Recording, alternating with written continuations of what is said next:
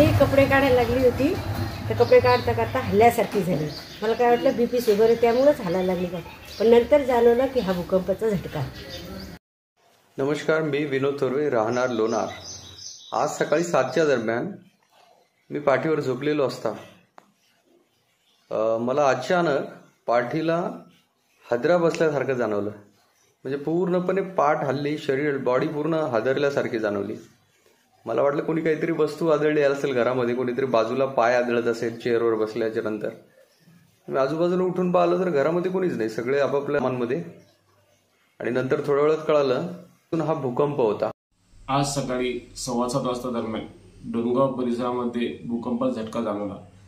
7:15 वाजता दरम्यान मुलं शाळेत जात असताना मी त्यांना शाळेत पाठवण्यासाठी उठलो असता सकाळी असं जाणवलं की जमीन हलत आहे। माझा बेड पूर्णपणे हलला आणि त्याच्यानंतर पत्नीला विचारलं, त्यांनी सांगितले की हो मलाही धक्का जाणवला।